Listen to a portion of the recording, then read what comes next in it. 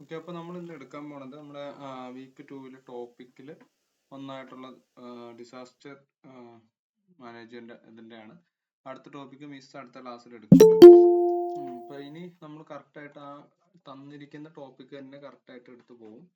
അപ്പോൾ എന്താ നിങ്ങളെല്ലാവരും എന്താ ആ ടോപ്പിക്ക് തന്നിരിക്കുന്ന രണ്ടാഴ്ചയുടെ ടോപ്പിക്ക് കറക്റ്റായിട്ട് പഠിച്ച് തീർക്കാൻ നോക്കുക. അങ്ങനെ പോയാലാണ് എന്ത് ചെയ്യാൻ പറ്റുള്ളൂ, നമുക്ക് തീർക്കാൻ പറ്റുള്ളൂ. പിന്നെ അടുത്ത ദിവസം തൊട്ട് നമ്മൾ വീണ്ടും 10-10:30 തൊട്ട് അന്ന് ഒരു ഇടയ്ക്ക് ഒന്ന് സ്റ്റാർട്ട് ചെയ്തിട്ട് പിന്നെ ഒന്ന് നിന്ന് പോയതാണ്. അത് വീണ്ടും നമുക്ക് കണ്ടിന്യൂ ചെയ്യണം. കണ്ടിന്യൂ ചെയ്തെങ്കിൽ മാത്രമാണ് സിലബസും തീർത്ത് റിവിഷൻ എന്നുള്ള രീതിയിൽ നമുക്ക് പോകാൻ പറ്റുള്ളൂ. അപ്പോൾ അത് ഉടനെ പെട്ടെന്ന് തന്നെ സ്റ്റാർട്ട് ചെയ്യണമെന്നാണ്. കണ്ടിന്യൂസ് ക്ലാസ് വന്നുകൊണ്ടിരിക്കുന്നത് കൊണ്ട്, പിന്നെ എനിക്ക് ചില പേഴ്സണൽ ഇഷ്യൂ ഉള്ളതുകൊണ്ടാണ് ഞാൻ 10:30ക്ക് ക്ലാസ് വെക്കാത്തത്. അതുപോലെ രാവിലെ 2 ദിവസമായിട്ട് അത് തുടങ്ങണമെന്നുണ്ട്. അത് ബുധനാഴ്ച വ്യാഴാഴ്ച തൊട്ട് വീണ്ടും രാവിലെ ക്ലാസ് വെക്കും. ഞാൻ പറഞ്ഞ പോലെ തന്നെ 2 അവർ ക്ലാസ് വന്ന് എന്തൊക്കെയായാലും നിങ്ങൾക്ക് ആ ടോപ്പിക്ക് തീർക്കും ഞാൻ. അപ്പൊ അത് നോക്കാം. നമുക്കിനി സമയം കളയണ്ട, തുടങ്ങാം. പിന്നെ ദുരന്ത നിവാരണ അതോറിറ്റിയുടെ കുറച്ച് കാര്യങ്ങളാണ് പറയണേ. ഒരു ക്ലാസ് കൊണ്ട് തീരുമെന്ന് അറിയില്ല, കുറച്ച് വലിയ ടോപ്പിക്കാണ്. അപ്പോൾ അതുകൊണ്ട് മുന്നേ നമുക്ക് സ്റ്റാർട്ട് ചെയ്യാം.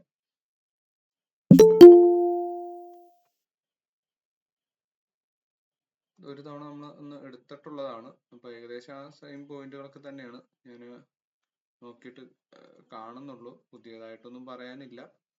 അപ്പോൾ റിവിഷൻ പോലെ നിൽക്കുക. കാരണം എന്താണെന്ന് വെച്ച് കഴിഞ്ഞാൽ ചിലപ്പോൾ ഇതിൽ നിന്ന് ഒരു ക്വസ്റ്റ്യൻ നിങ്ങൾക്ക് എക്സ്പെക്ട് ചെയ്യാവുന്നതാണ്. അപ്പോൾ അതുകൊണ്ട് തന്നെ നമുക്കത് നോക്കാം ഒന്നുകൂടെ.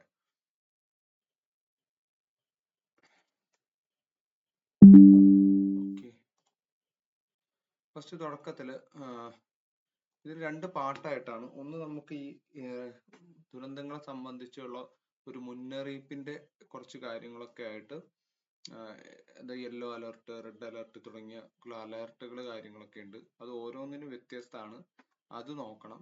പിന്നെ അതിന്റെ ഫ്രെയിം വർക്ക്, സ്ട്രക്ചറൽ വർക്കുകൾ, ഇപ്പൊ എന്തുകൊണ്ടാണ് ഇന്ത്യയിൽ ഇങ്ങനെ ഒരു കാര്യം വന്നത്, എന്തിനു വേണ്ടിയാണ്, അതിൽ ആരൊക്കെ ഉണ്ട് എന്നുള്ള കുറച്ച് കാര്യങ്ങളൂടെയാണ് നോക്കേണ്ടത്. അപ്പൊ 2 കാര്യങ്ങളാണ് ഇതിനെക്കുറിച്ച് തുടക്കമേ നമുക്കൊരു ധാരണ ഉണ്ടാക്കി വെക്കേണ്ടത്. അപ്പൊ അതുകൊണ്ട് തന്നെ ഇത് ഞാൻ സെക്കൻഡ് പാർട്ടിൽ എടുക്കാം, ഈ അലർട്ടുകൾ കാര്യങ്ങൾ. ആദ്യം നമുക്ക് ദുരന്ത നിവാരണത്തെ പറ്റി അറിഞ്ഞിരിക്കേണ്ട കുറച്ച് ബേസിക് കാര്യങ്ങളാണ് നമ്മൾ പറഞ്ഞു പോണത്. അപ്പൊ അത് ഓർത്തു വെക്കുക. എന്താണ് ദുരന്തം എന്ന് ആദ്യം അറിയണം അല്ലെ. ദുരന്ത നിവാരണത്തെ പറ്റി പറയുമ്പോൾ ആദ്യം ദുരന്തം എന്താണെന്ന് അറിഞ്ഞിരിക്കണം. അപ്പൊ അതുകൊണ്ട് തന്നെ ദുരന്തം എന്താന്ന് വെച്ച് കഴിഞ്ഞാൽ, എന്താണ് ദുരന്തം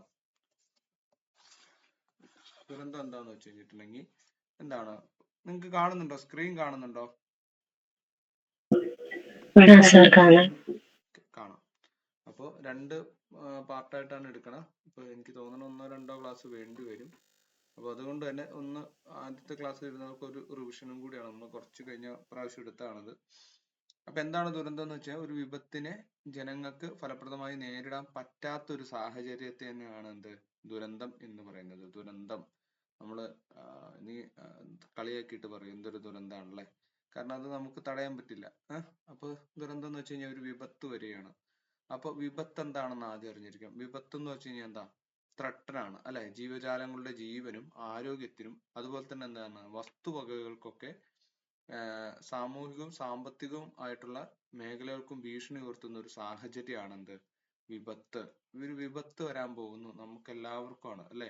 ഭൂമിയിൽ ഒരു വിപത്ത് വരാന്ന് വെച്ച് കഴിഞ്ഞാൽ മനുഷ്യന് മാത്രമല്ല, ഇവിടെ ജീവിക്കുന്ന സകല ജീവികൾക്കും അതുപോലെ ജീവജാലങ്ങൾക്കും കൂടിയാണ് അത് വരുന്നത്. അപ്പൊ അങ്ങനെ ഒരു വിപത്ത് വന്നാൽ അതിന് ജനങ്ങൾക്ക് ഫലപ്രദമായിട്ട് നേരിടാൻ പറ്റാത്ത ഒരു സാഹചര്യമായിട്ട് മാറുകയാണെന്നുണ്ടെങ്കിൽ അതെന്തിൽ കലാശിക്കുക, അതൊരു ദുരന്തമായിട്ട് അവസാനിക്കുകയാണ് ചെയ്യുക. അപ്പൊ ദുരന്തത്തിന് നമുക്കറിയാം, നമ്മുടെ മനുഷ്യൻ കൂടാത്ത കുറെ കാര്യങ്ങളുണ്ട് അല്ലെ. ഭൂകമ്പം, പിന്നെ അഗ്നിപർവ്വത സ്ഫോടനം, പിന്നെ കൊടുങ്കാറ്റ്.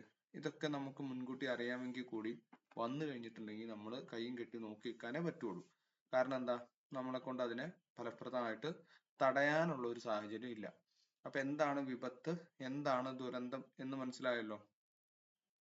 ക്ലിയർ ആണോ?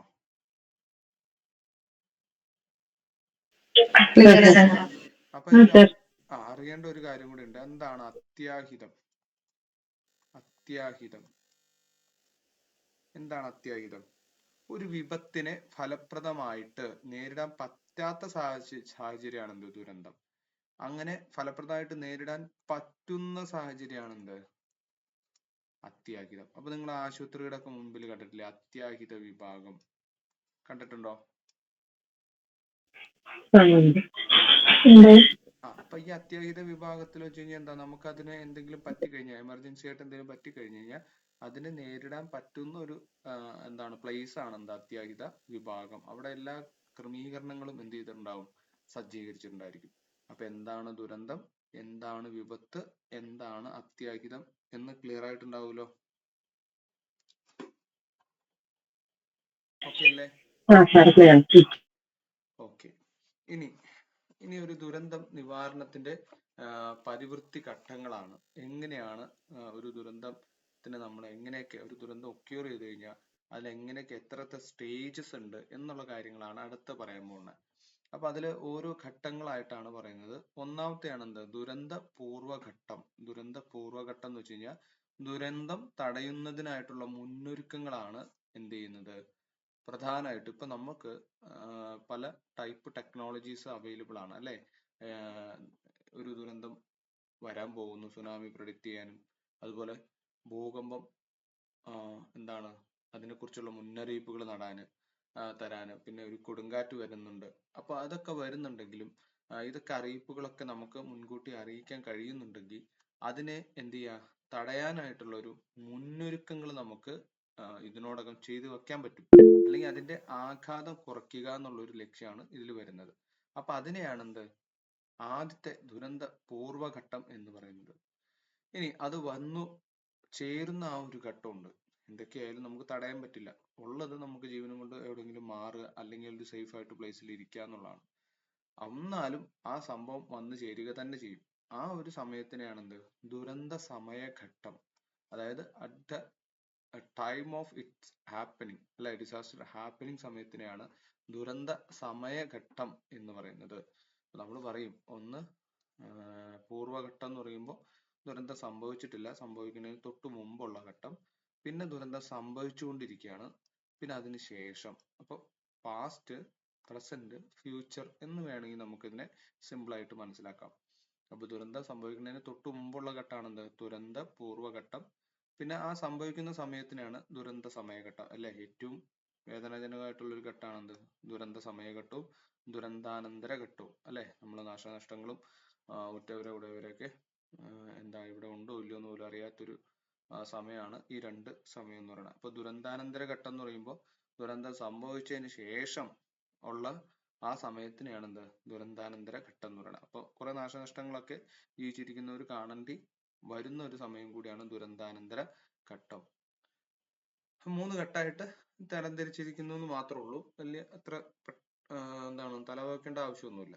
ഓക്കെ ആണല്ലോ? ഓക്കെ ആണല്ലോ? ഓക്കെ. ഇനി അടുത്താണെന്ത്? ദുരന്തങ്ങളുടെ അനന്തരഫലങ്ങളെ നമുക്ക് പ്രധാനമായിട്ടും മൂന്നായിട്ട്, ദുരന്തങ്ങളുടെ അനന്തരഫലങ്ങളെയാണ്, അതായത് ദുരന്തം സംഭവിച്ചതിന് ശേഷം ഉണ്ടാവുന്ന ഫലങ്ങളെ നമ്മൾ ഫലപ്രദമായിട്ട് മൂന്നായിട്ടാണ് കാറ്റഗറൈസ് ചെയ്തേക്കണേ.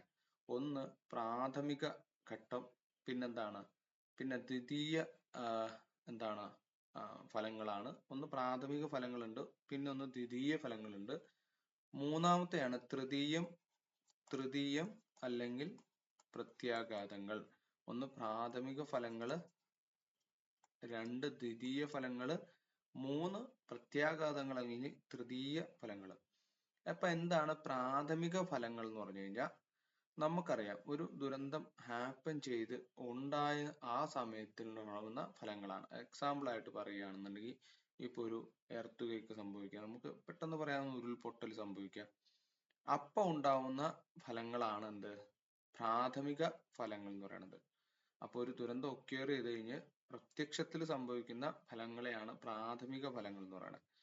ഇനി ദ്വിതീയ ഫലങ്ങൾ പറഞ്ഞു കഴിയുമ്പോൾ അത് കുറച്ചുകൂടെ ക്ലിയർ ആവും. ദ്വിതീയ ഫലങ്ങൾ എന്ന് വെച്ച് കഴിഞ്ഞാൽ ഒരു ദുരന്തം സംഭവിച്ചു, അതിനോടനുബന്ധിച്ച് നടക്കുന്ന കുറച്ച് കാര്യങ്ങളെയാണ് ദ്വിതീയ ഫലങ്ങൾ എന്ന് പറയുന്നത്. എക്സാമ്പിൾ ഇപ്പൊ നമുക്കൊരു വോൾക്കാനോ ഇറപ്ഷൻ ഉണ്ടായി. വോൾക്കാനോ ഇറപ്ഷൻ ഉണ്ടായി കഴിഞ്ഞു കഴിഞ്ഞാൽ അതിനോടനുബന്ധിച്ച് എന്താ ഉണ്ടായിരിക്കും?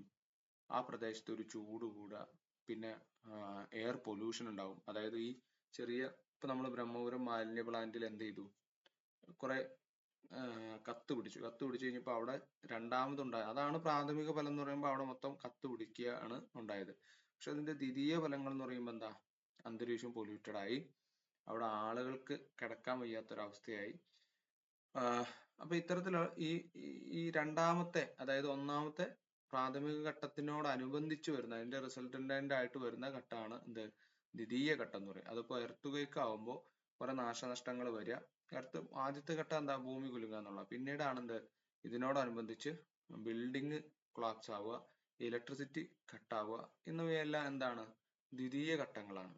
പിന്നെ ഇതിന് ശേഷം വരുന്ന മൂന്നാമത്തെയും ഘട്ടമാണ് തൃതീയ ഘട്ടം. തൃതീയ ഘട്ടം എന്ന് പറയുമ്പോൾ ഇതിന് രണ്ടും കൂടാതെ നമുക്ക് വരുന്ന സംഭവിച്ച നാശനഷ്ടങ്ങൾ എല്ലാം കൂടി കണക്കിലെടുക്കുമ്പോഴാണ് അതിനെ തൃതീയ ഘട്ടം എന്ന് പറയുക. ഈ 3 ഘട്ടം ക്ലിയർ ആണോ? 3 ഘട്ടങ്ങൾ ക്ലിയർ ആണോ?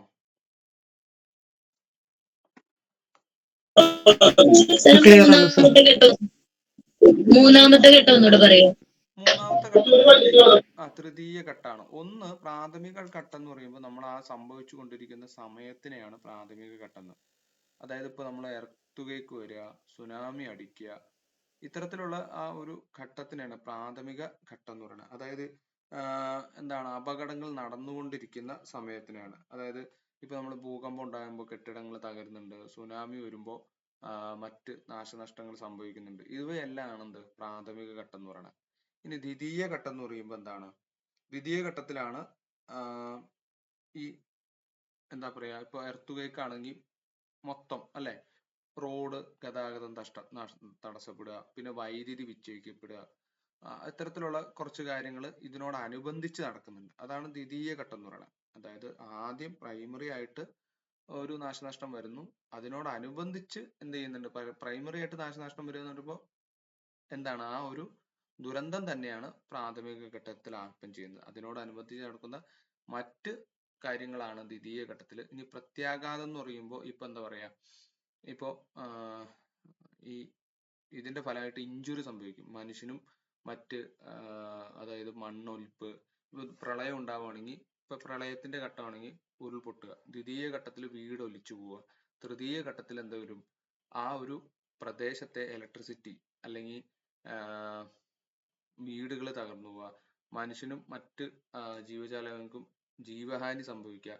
ഇതിനോടനുബന്ധിച്ച് ഇനിയിപ്പോൾ ഏതെങ്കിലും ഒരു ഫാക്ടറി അവിടെ ഉണ്ടെങ്കിൽ ആ ഫാക്ടറി തകർന്നിട്ട് ചിലപ്പോൾ വല്ല ഗ്യാസുകളോ മറ്റ് തിങ്സുകളൊക്കെ പുറത്തു വന്നിട്ടും അതും എന്ത് ചെയ്യാം, പ്രത്യാഘാതമായിട്ട് വരാം. ഒന്നും സംഭവിക്കാതിരിക്കുന്ന ഒരു സംഭവമായിരുന്നു അത്. അപ്പൊ ഇതിന്റെ രണ്ടിന്റെ എഫക്റ്റ് പ്രകാരം മൂന്നാമത്തതായിട്ട് വരുന്നതാണ് പ്രത്യാഘാതമായിട്ട് പറയുന്നത്. ക്ലിയർ ആണോ?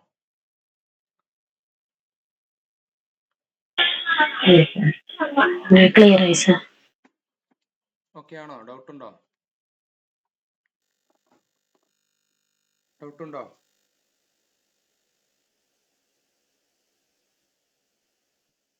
ഓക്കെ ആണോ? ഓക്കെ. ഇനി ദുരന്ത നിവാരണ ഘട്ടങ്ങൾ, ഏതൊക്കെ ഘട്ടങ്ങളിലൂടെയാണ് നമ്മൾ കടന്നു പോകണമെന്നാണ് അടുത്തത് പറയുന്നത്. ദുരന്ത നിവാരണ ഘട്ടങ്ങൾ എന്താണ്, ആരും എന്താണ്, റിസലത്ത് എന്തെങ്കിലും പറഞ്ഞോ?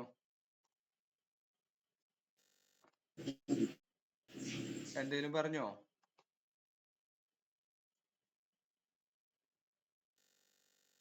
ആർക്കെങ്കിലും എന്തെങ്കിലും ഡൗട്ട് ഉണ്ടോ? എന്തോ പറഞ്ഞു, പക്ഷെ നെക്സ്റ്റ് ക്ലിയർ തോന്നുന്നുണ്ട്, കേട്ടില്ല. ഉണ്ടെങ്കിൽ ഒന്നോട് ചോദിക്കണേ. ഓക്കെ, നമുക്ക് അടുത്തേക്ക് പോവാം, സമയം കളയണ്ട, കുറച്ചുണ്ട് അധികം. അപ്പൊ ദുരന്ത നിവാരണം നിങ്ങളൊന്ന് വായിച്ചു നോക്കിയാൽ മതി. ഇത് അത്ര അധികം നിങ്ങൾക്ക് കേട്ട് കഴിഞ്ഞിട്ടുണ്ടെങ്കിൽ കുറെ എന്താ പറയാ, കുറച്ച് കാര്യങ്ങൾ ഇങ്ങനെ പറയുന്നു എന്ന് മാത്രമേ ഉള്ളൂ. വായിച്ചങ്ങനെ മനസ്സിലാക്കി എടുക്കാനായിട്ട് ഒരു പാടുള്ള ഒരു സംഭവമല്ല. കുറച്ച് കാര്യങ്ങൾ പറയുന്നുണ്ട്. ദുരന്തം വന്നു കഴിഞ്ഞാൽ നമ്മൾ എന്തൊക്കെ നടപടികൾ സ്വീകരിക്കണം, അതൊന്ന് സ്ട്രക്ചറൈസ് ചെയ്ത് പറഞ്ഞു എന്നുള്ളൂ. പിന്നെ ആരൊക്കെയാണ് ഇതിന്റെ അതോറിറ്റീസ്, എന്ന് വന്നു, ആ നിയമം വന്നു, അങ്ങനത്തെ കുറച്ച് കാര്യങ്ങളാണ് ഇതിൽ പഠിക്കാനുള്ളൂ. പിന്നെ നമ്മൾ അലേർട്ടുകൾ ഉണ്ട്. ഇപ്പൊ നമ്മൾ പ്രളയം വന്നു അല്ലെ 2018, അന്നേരം ടി വിയിലൊക്കെ പറയുന്നുണ്ട് അല്ലെ, orange alert, yellow alert, red alert. ഇത്തരത്തിലുള്ള അലേർട്ടുകളുണ്ട്. ആ അലേർട്ട് പുറപ്പെടുവിക്കുന്നതിനുള്ള സമയങ്ങളുണ്ട്. അത് ആര് പുറപ്പെടുവിക്കുന്നു, എന്തൊക്കെയാണ് അതിന്റെ മാർഗനിർദ്ദേശങ്ങൾ എന്നിവയാണ് ഇതിൽ പഠിക്കാനുള്ളൂ. അല്ലാണ്ട് അങ്ങനെ കൂടുതൽ എന്താ പറയുക, നമ്മൾ സയൻസ് ഒക്കെ പഠിക്കണ പോലെ ന്യൂട്ടൺ ലോയോ അങ്ങനെയൊന്നുമില്ല. കുറച്ച് കാര്യങ്ങൾ നിങ്ങൾ വായിച്ചു കഴിഞ്ഞാൽ കിട്ടും. അത് നമ്മൾ സ്ട്രക്ചർ ആക്കി തന്നിട്ടുമുണ്ട്. ജസ്റ്റ് ഒന്ന് കേട്ടിരിക്കുക. ഇത് കഴിഞ്ഞിട്ട് ഒന്ന് നിങ്ങൾ വായിച്ചു നോക്കുമ്പോൾ അതെല്ലാം ക്ലിയർ ആവും കേട്ടോ. അപ്പൊ ദുരന്ത നിവാരണ ഘട്ടങ്ങളാണ്. ഈ ഘട്ടങ്ങൾ PYQ ആയിട്ട് ചോദിച്ചിട്ടുള്ളതാണ്. അപ്പൊ ഇതേപോലെ തന്നെ എന്ത് ചെയ്യുക, പഠിച്ചു വെക്കുക.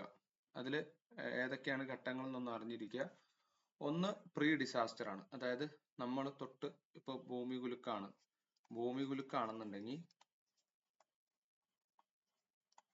അതിന്റെ തൊട്ട് മുമ്പത്തെ സ്റ്റേറ്റ്, അതായത് ഭൂമി കുലുങ്ങുന്നതിന് മുന്നേ നമ്മൾ ആ ഒരു പ്ലസന്റ് ആയിട്ടുള്ള എല്ലാവരും കളിച്ചിരിച്ചും ഓരോ ബിൽഡിങ്ങിലൊക്കെ ഉള്ളിലിരിക്കുന്ന ആ ഒരു സിറ്റുവേഷൻ ആണ് പ്രീ ഡിസാസ്റ്റർ എന്ന് പറയുന്നത്. ഇത് ഒന്നാമത്തെ ആയിട്ട് എടുക്കാം. പിന്നെ അങ്ങനെ പെട്ടെന്നായിരിക്കും എന്ത് ചെയ്യുന്നത്, ഭൂമി കുലുങ്ങുക. ആ ഒരു ഘട്ടത്തിനെയാണ് ഡിസാസ്റ്റർ.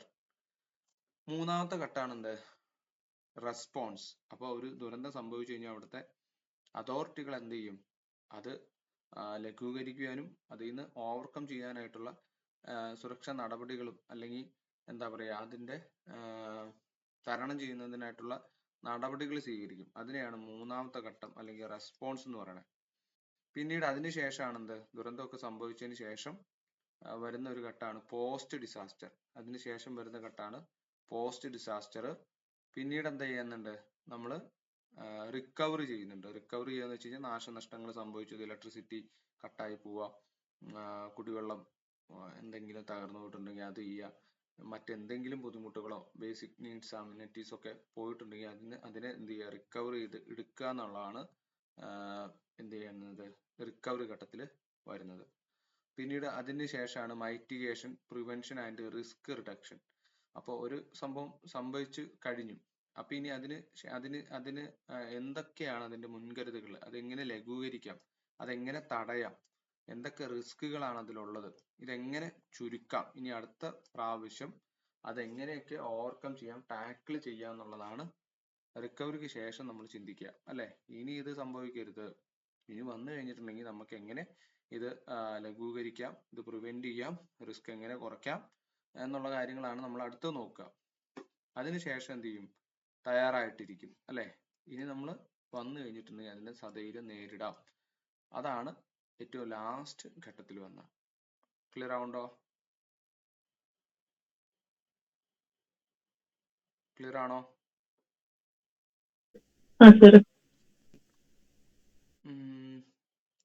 ആർക്കെങ്കിലും ഫോളോ ചെയ്യാൻ പറ്റാത്തതുണ്ടോ?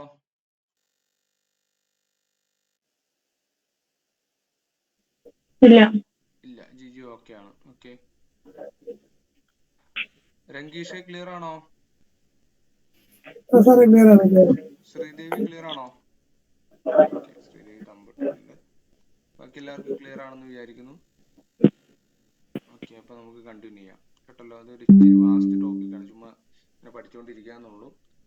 ഒരു മാർക്കൊക്കെ ഇതിൽ നിന്ന് ചോദിക്കുള്ളൂ. പക്ഷെ നമുക്കത് പഠിക്കാണ്ട് ഇരുന്നിട്ട് കാര്യമില്ല, എവിടെ നിന്ന് വേണമെങ്കിലും ചോദിക്കാം. അപ്പൊ ഈ സ്റ്റേജ് കഴിഞ്ഞ തവണ ചോദിച്ചിട്ടുണ്ട്, ഇതില് കറക്റ്റ് ഓർഡറിൽ എഴുതാനായിട്ട് ചോദിച്ചിട്ടുണ്ട്. അപ്പൊ ഇത് കറക്റ്റ് ആയിട്ട് അതേപോലെ തന്നെ പഠിച്ചു വെച്ചേക്കണം. ഇതിന്റെ ഓർഡർ ഒരു PYQ ആയിട്ട് ചോദിച്ചിട്ടുള്ളതാണ്. അപ്പോൾ ഒന്നും കൂടി പറഞ്ഞുതരാം. ഒന്ന് പ്രീ ഡിസാസ്റ്റർ സംഭവിക്കുന്നതിന് മുന്നുള്ള ഘട്ടം, നമ്മളെല്ലാവരും കളിച്ച് സന്തോഷിച്ചിരിക്കുന്ന ഒരു ഘട്ടം. അപ്പോഴാണ് എന്താണ് ഇടുത്തി പോലെ ദുരന്തം സംഭവിക്കുന്നത്. അപ്പോൾ ദുരന്തം സംഭവിക്കുന്ന ആ ഒരു ഘട്ടത്തിൽ നമ്മൾ എന്ത് ചെയ്യും, പെട്ടെന്ന് റെസ്പോൺസ് ചെയ്യും. അല്ലേ, നമ്മൾ റെസ്പോൺസ് ചെയ്യും, ആംബുലൻസ് കോൾ ചെയ്യും, ഫയർഫോഴ്സ്, ഫയർ സെക്യൂരിറ്റി, ഇതിനൊരു റെസ്പോൺസ് ഉണ്ടായിരിക്കും. അല്ലെ, വന്നു കഴിയുമ്പോൾ തന്നെ. അതാണ് മൂന്നാമത്തെ ഘട്ടം. പിന്നീട് ദുരന്തമൊക്കെ ഹാപ്പൻ ചെയ്ത് കഴിഞ്ഞിട്ടുള്ള ഘട്ടമാണ് പോസ്റ്റ് ഡിസാസ്റ്റർ. ഡിസാസ്റ്ററിന് ശേഷമുള്ള ഘട്ടമാണ് പോസ്റ്റ് ഡിസാസ്റ്റർ. അന്നേരം നമ്മളൊരു എന്താ പറയാ, വീടൊക്കെ തകർന്ന് വലിയ നാശനഷ്ടങ്ങളൊക്കെ സംഭവിച്ച് അതൊരു പിക്ചർ നിങ്ങൾ വിഷ്വലൈസ് ചെയ്യുക. പിന്നീട് അതിനെ നമ്മൾ റിക്കവർ ചെയ്യുന്ന, അത് നമ്മൾ ഇത് 18ലൊക്കെ കടന്നു പോയവരാണെന്നുണ്ടെങ്കിൽ ഇതെല്ലാം ഈ ഒരു സ്റ്റേജൊക്കെ ഓട്ടോമാറ്റിക്കലി തന്നെ മൈൻഡിലേക്ക് വരും. റിക്കവർ ചെയ്യാന്ന് പറയുമ്പോൾ നമുക്കറിയാം അല്ലെ, വീടുകളിലൊക്കെ അന്ന് പ്രളയം കയറിയിട്ട് മണ്ണ് ഒരു കൂമ്പാരം കണക്കെ വന്നിരുന്നു. അപ്പൊ അതൊക്കെ മാറ്റി പിന്നീട് വീണ്ടും നമ്മൾ എന്ത് ചെയ്യുന്നുണ്ട്, നോർമൽ ലൈഫിലേക്ക് തിരിച്ചു വരുന്ന ഒരു ഘട്ടമാണ് റിക്കവറി ഘട്ടം എന്ന് പറയുന്നത്. അതിനുശേഷം നമ്മൾ പാഠം ഉൾക്കൊണ്ടുകൊണ്ട് ഇനി ഇതേപോലെ വരാണ്ടിരിക്കാനായിട്ട് എന്ത് ചെയ്യും, വേണ്ട നടപടികളും എങ്ങനെയൊക്കെ അത് ലഘൂകരിക്കാം, അതെങ്ങനെ തടയാം എന്നുള്ളൊരു പ്ലാനുകളും പദ്ധതികളും തയ്യാറാക്കുന്ന ഘട്ടമാണ് അടുത്ത ഘട്ടം. അപ്പോൾ ഇതെല്ലാം ചെയ്ത് കഴിഞ്ഞിട്ടുണ്ടെങ്കിൽ പിന്നീട് എന്ത് ചെയ്യാം, നമുക്ക് തയ്യാറാവാം അല്ലെ. ഇനി എങ്ങാനും ഹാപ്പൻ ചെയ്യുകയാണെങ്കിൽ നമുക്ക് എന്ത് ചെയ്യാം, മുന്നറിയിപ്പോ കാര്യങ്ങളൊക്കെ കിട്ടിയിട്ടുണ്ടെങ്കിൽ അതൊന്ന് പ്രിപ്പയർ ചെയ്തിരിക്കാവുന്ന ഒരു ഘട്ടമാണ് ഏറ്റവും അവസാനത്തെ ഘട്ടമായിട്ട് പറയുന്നത്. ക്ലിയർ ആണല്ലോ അല്ലെ? ഓക്കെ ക്ലിയർ ആണ്. ഓക്കെ. ഇനി നെക്സ്റ്റ് ഉള്ളതാണ് എന്ത്, നമുക്ക് ഇന്ത്യയിൽ ഈ ഡിസാസ്റ്റർ മൂവ്മെന്റ് സ്റ്റാർട്ട് ചെയ്യുന്നതിന് മുന്നേ ലോകത്ത് ഇതിനെക്കുറിച്ച് ഏതാനും ചില സംഗതികൾ ഇതിന്റെ ഒരു ഭാഗമായിട്ട് നടന്നിട്ടുണ്ട്. അപ്പോൾ അതിന്റെ ഒരു പിൻ തുടർച്ച എന്നോണാണ് ഇന്ത്യയിലെ നാഷണൽ ഡിസാസ്റ്റർ മാനേജ്മെന്റ് അതോറിറ്റി ഒക്കെ ഫോം ചെയ്തത്. അപ്പൊ ഇമ്പോർട്ടന്റ് ആയിട്ട് വരുന്ന കുറച്ച് കാര്യങ്ങളാണ്, വേൾഡ് വൈഡ് നടന്ന കാര്യങ്ങളാണ് ഓരോ പോയിന്റിലായിട്ട് പറയുന്നുള്ളൂ. അപ്പൊ എന്താണ് എവിടെയാണെന്നൊന്ന് ജസ്റ്റ് അറിഞ്ഞിരിക്കുക മാത്രമാണ് ഇതുകൊണ്ടുള്ളൊരു ഉദ്ദേശമായിട്ട് പറയുന്നുള്ളൂ. അല്ലാണ്ട് ഇതിന്ന് കൂടുതൽ ഡീപ്പായിട്ട് PSC ചോദിക്കില്ല.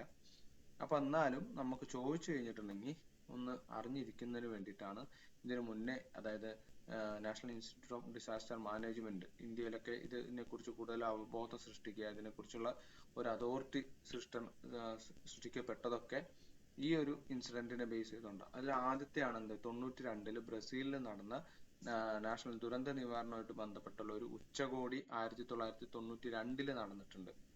അതിന്റെ ശേഷം 2 വർഷം കഴിഞ്ഞ് ജപ്പാനിൽ എന്ത് ചെയ്തു, യൊക്കോഹാമയിൽ നടന്ന ഒരു അന്താരാഷ്ട്ര ദുരന്ത നിവാരണ കോൺഫറൻസിന് വേണ്ടിയായി. അപ്പൊ എങ്ങനെയാണ് ആ കോൺഫറൻസിൽ നടന്ന കാര്യങ്ങൾ എന്ന് വെച്ച് കഴിഞ്ഞാൽ, എങ്ങനെയൊക്കെയാണ് നമുക്ക് ഒരു ദുരന്തം സംഭവിച്ചു കഴിഞ്ഞിട്ടുണ്ടെങ്കിൽ അതിൽ നിന്ന് ഓവർകം ചെയ്യാം, അത് പ്രിവെന്റ് ചെയ്യാനായിട്ടുള്ള എന്തെല്ലാം മെഷർമെന്റുകൾ സ്വീകരിക്കാം എന്നുള്ള കാര്യങ്ങളെ കുറിച്ച് ചർച്ച ചെയ്ത ഒരു കോൺഫറൻസ് ആണ് 94 ജപ്പാനിലെ യോക്കോഹാമ എന്ന് പറഞ്ഞ് കേട്ടിട്ടുണ്ടായിരിക്കും, ഒരു ടയറിന്റെ പേരാണ് അല്ലെ.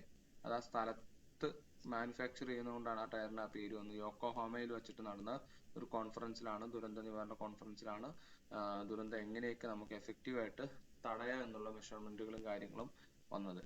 ഇതിനോടനുബന്ധിച്ച് തന്നെ ഇതിന്റെ ഒരു റിവ്യൂ പോലെ നടന്ന മറ്റൊരു കോൺഫറൻസ് ആണ് ഹോഗ്ഗോ അല്ലെങ്കിൽ കോബെ കോൺഫറൻസ്. ജപ്പാനിൽ വെച്ച് തന്നെയാണ് ഇത് നടന്നത്. ഹോഗ്ഗോ അല്ലെങ്കിൽ കോംബെ കോൺഫറൻസ് 2005 ഇതിനെക്കുറിച്ച് ഒരു റിവ്യൂ എന്നോണം ഉള്ള ഒരു കോൺഫറൻസ് ഹോഗ്ഗോയിലും കോംബെയിലും നടന്നത് 2005. ഏറ്റവും അവസാനമായിട്ട് നടന്നത് ജപ്പാനിൽ തന്നെയാണ്, സെൻഡോയ് കോൺഫറൻസ്.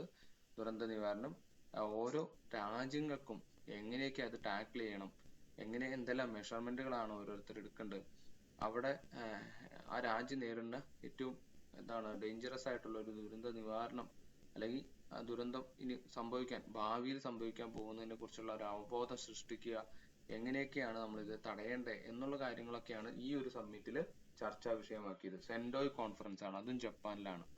അപ്പൊ ഓർത്തു വെച്ചേക്കുക, ജപ്പാനിലാണ് 3 നടന്നത്, 94, 2005, 2015. ഏറ്റവും ആദ്യം നടന്നത് ബ്രസീലിലെ ഉച്ചകോടിയാണ്. ഓർത്തു വെച്ചേക്കുക. Doubt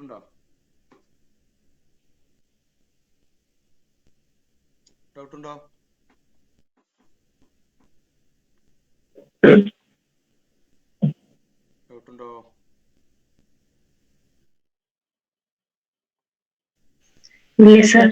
okay. പേര് ജസ്റ്റ് ഓർത്ത് വെച്ചാൽ നിങ്ങൾ പറയാനായിട്ട് ഒരു ഇൻട്രൊഡക്ഷൻ പോലെ പറഞ്ഞു എന്നുള്ളൂ. ഇത് അത്ര നമുക്ക് അങ്ങനെ ഇമ്പോർട്ടന്റ് അല്ല. 92 ബ്രസീലിലെ ഉച്ചകോടി, 94 തന്നെയാണ് ജപ്പാനിലെ യോക്കോഹാമയിൽ ആദ്യമായിട്ട് ഒരു ദുരന്ത നിവാരണ കോൺഫറൻസ് സംഘടിപ്പിച്ചത്. അതിനുശേഷം 2005 അതിന്റെ റിവ്യൂ പോലെ നടത്തിയതാണ് ഹോഗ്ഗോ അല്ലെങ്കിൽ കോബെ കോൺഫറൻസ്. പിന്നീട് 2015 ഈ ദുരന്ത നിവാരണത്തിന്റെ ഇമ്പോർട്ടൻസ് തിരിച്ചറിഞ്ഞുകൊണ്ട് എല്ലാ രാജ്യങ്ങൾക്കും അതിന് വേണ്ടത്തുള്ള അവബോധം സൃഷ്ടിക്കാനും അതിനു വേണ്ടിയിട്ടുള്ള മെഷർമെന്റ് കാര്യങ്ങൾ അതിന്റെയൊക്കെ ഒരു ഇൻസ്ട്രക്ഷൻസ് എല്ലാം ഫോം ചെയ്ത ഒരു കോൺഫറൻസ് ആണ് സെൻഡോയ് കോൺഫറൻസ് 2015 ജപ്പാനിൽ വെച്ച് നടന്നത്. അപ്പൊ ഇതിന്റെ തുടർച്ചയെന്നോണാണ് ഇന്ത്യയിലും നാഷണൽ ഡിസാസ്റ്റർ മൂവ്മെന്റ് അതോറിറ്റി അല്ലെങ്കിൽ ഇങ്ങനെ ഒരു ഡിപ്പാർട്ട്മെന്റ് ഫോം ചെയ്ത് പ്രവർത്തനം ആരംഭിച്ചത്. അപ്പൊ ദുരന്ത നിവാരണത്തിനായി UN-ന്റെ നേതൃത്വത്തിൽ രൂപം കൊണ്ട സംഘടന ഏതാന്ന് വെച്ച് കഴിഞ്ഞാൽ UNDRR ആണ്, United Nations office for disaster risk reduction എന്നുള്ളൊരു സംഘടനയാണ് ദുരന്ത നിവാരണത്തിനായി UN-ന്റെ നേതൃത്വത്തിൽ രൂപം കൊണ്ട സംഘടനയായിട്ട് പറയുന്നത്. അപ്പോൾ ഓർത്തു വെച്ചേക്കുക, ചിലപ്പോ ഇത് ചോദിക്കും.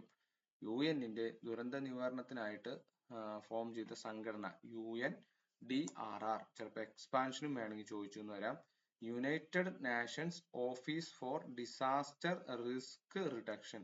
Risk reduction.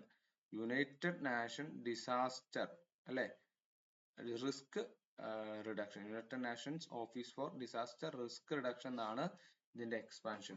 ഓർത്തു വെച്ചേക്കുക. എന്നാണ് ഫോം ചെയ്തതെന്ന് വെച്ച് കഴിഞ്ഞാൽ 1999 ഡിസംബറിലാണ് ഇത് ഫോം ചെയ്തത്. ഹെഡ് ക്വാർട്ടേഴ്സ് വെച്ച് കഴിഞ്ഞാൽ ജനീവയാണ്. സ്വിറ്റ്സർലാൻഡിലുള്ള ജനീവയാണ് ഇതിന്റെ ഹെഡ് ക്വാർട്ടേഴ്സ്. ഇനി ഇപ്പോഴത്തെ ഹെഡ് ആരാന്ന് വെച്ച് കഴിഞ്ഞാൽ മാമി മിസുട്ടോറിയാണ് ഹെഡ്. മാമി മിസുട്ടോറിയാണ്. 99 ഡിസംബറിലാണ് ഇത് ഫോം ചെയ്തത്. ഹെഡ് ക്വാർട്ടേഴ്സ് ചോദിക്കാം, ഇത് ഇമ്പോർട്ടന്റ് ആണ്.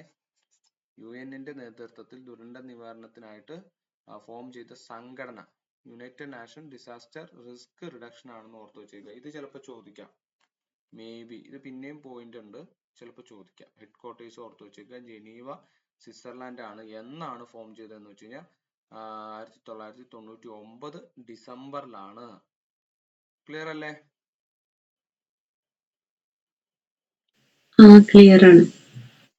ഓക്കെ, ആരും ഒന്നും മിണ്ടുന്നില്ലല്ലോ, എന്ത് പറ്റി? തമ്പൊക്കെ വരുന്നുണ്ടല്ലോ. ഇനി അടുത്തത്. അപ്പൊ ഇന്ത്യയില് ഇതിന്റെ ഒരു നമുക്ക് 2-3 കാരണം ഇന്ത്യ നമ്മൾ ഹിമാലയ പർവ്വത ഫോർമേഷൻ പഠിച്ചപ്പോൾ പറഞ്ഞു അല്ലെ, ഇന്തോ ആസ്ട്രേലിയൻ ഫലകം എന്ത് ചെയ്യുന്നുണ്ട്, ഇപ്പോഴും തെന്നി നീങ്ങിക്കൊണ്ടിരിക്കുകയാണ്. ഹിമാലയത്തിന്റെ ഹൈറ്റ് കൂടിക്കൊണ്ടിരിക്കുകയാണ്. അതുകൊണ്ട് തന്നെ എന്ത് പറയാം, നമ്മുടെ ഹിമാദ്രി, ഹിമാചൽ, ശിവാലിക്, ഈ ശിവാലിക് ഏരിയയിലൊക്കെ എപ്പോഴും ഭൂകമ്പം എന്താണ് നടക്കുന്ന ഒരു ഏരിയ ആണ്.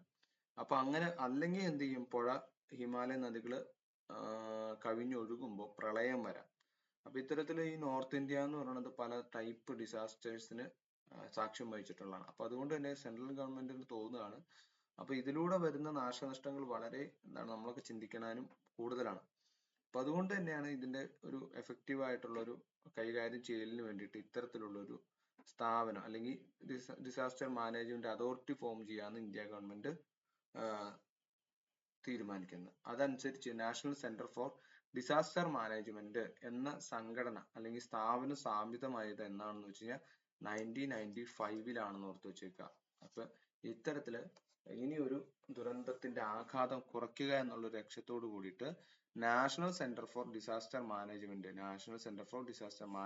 എന്നാണ് ഫോം ചെയ്തതെന്ന് വെച്ചാൽ 1995 ഓർത്ത് വെച്ചേക്കുക.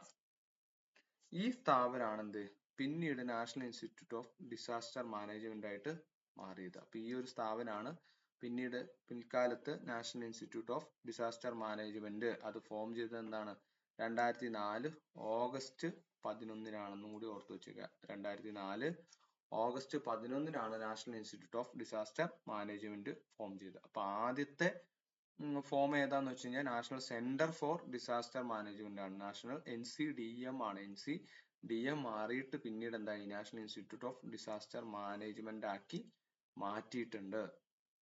അപ്പൊ ഇതനുസരിച്ച് ഏതനുസരിച്ചാണ് ഇത് ഫോം ചെയ്തതെന്ന്, അല്ലെങ്കിൽ നമ്മൾ പറഞ്ഞു അല്ലെ, ഭരണഘടനാ സ്ഥാപനങ്ങൾ ഒരു ക്ലാസ് ഒന്ന് ജസ്റ്റ് എടുത്തു പോയായിരുന്നു. അതിൽ കോൺസ്റ്റിറ്റ്യൂഷണൽ ബോഡി ഉണ്ട്, നോൺ കോൺസ്റ്റിറ്റ്യൂഷണൽ ബോഡി ഉണ്ട്. അപ്പൊ അത്തരത്തില് കോൺസ്റ്റിറ്റ്യൂഷണൽ ബോഡി എന്ന് പറയുമ്പോൾ ഭരണഘടനയെ തന്നെ ഏതെങ്കിലും ഒരു വകുപ്പിൽ അവയെ കുറിച്ച് പരാമർശിച്ചിട്ടുണ്ടായിരിക്കും. അതല്ല, നോൺ കോൺസ്റ്റിറ്റ്യൂഷണൽ എന്ന് പറയുമ്പോൾ സ്റ്റാറ്റ്യൂട്ടറി ബോഡി വരും. സ്റ്റാറ്റ്യൂട്ടറി ബോഡിയിൽ എന്ത് വരും, ഒരു പ്രത്യേക നിയമത്തിന്റെ പിൻബലത്തിലായിരിക്കും ആ ഒരു ബോഡി ഫങ്ഷനിങ് ചെയ്യുന്നത്. അങ്ങനെ ദേശീയ ദുരന്ത നിവാരണ നിയമം 2005 ആർട്ടിക്കിൾ 42 എന്ത് ചെയ്യുന്നുണ്ട്, നാഷണൽ ഇൻസ്റ്റിറ്റ്യൂട്ട് ഓഫ് ഡിസാസ്റ്റർ മാനേജ്മെന്റിനെ പറ്റി പരാമർശിക്കുന്നുണ്ട്. അപ്പൊ നമ്മൾ ഒരു സ്റ്റാറ്റ്യൂട്ടറി ബോഡി ആയിട്ട് എടുക്കാം.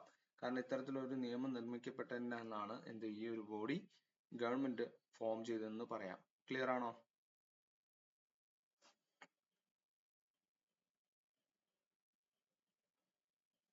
ക്ലിയർ ആണോ?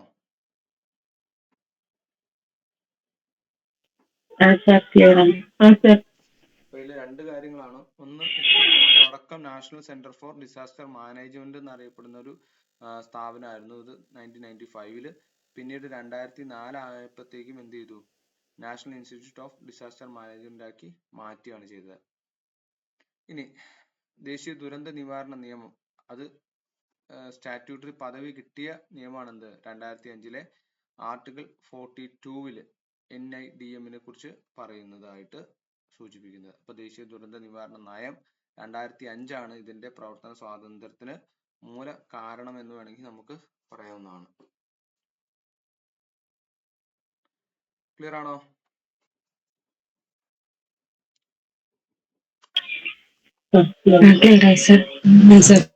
ചോദിക്കണോ? ചോദ്യം ചോദിക്കണോ? ചോദ്യം ചോദിക്കണോ? ചോദ്യം ചോദിക്കാം.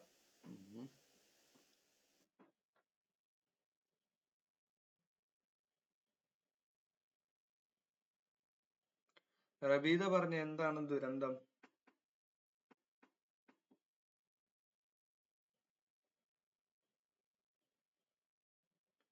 റബീദ ഉണ്ടോ? റബീദ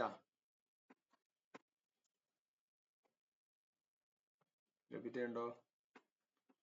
എന്നാ റിസാന പറഞ്ഞ എന്താ ദുരന്തം? റിസാന സർ ഞാനുണ്ട്. ദുരന്തം എന്ന് പറയണ ആരാ? പാഷാണം? അതായത് ഒരു ഒരു വിപത്തിനെ ജനങ്ങൾക്ക് എന്താ ജനങ്ങൾക്ക് എങ്ങനെ ഇതാക്കാൻ പറ്റും എന്നുള്ള തടയാൻ പറ്റാത്ത സാഹചര്യം കേട്ടാ. അതെ. തടയാൻ പറ്റാത്ത സാഹചര്യമാണ് എന്ത്? ജനങ്ങൾക്ക് വിപത്തിനെ തടയാൻ പറ്റാത്ത സാഹചര്യം. അതാണെന്ത്? ദുരന്തം അല്ലേ? ഓക്കെ. അപ്പൊ അത്യാഹിതം എന്താ? അത്യാഹിതം സാന്ദ്ര പറഞ്ഞ അത്യാഹിതം എന്താ?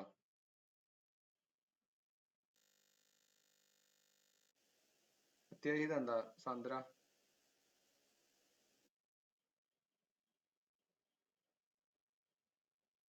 സാന്ദ്ര പോയി. ശ്രീദേവി പറഞ്ഞ അത്യാഹിതം എന്താ? അപ്പോ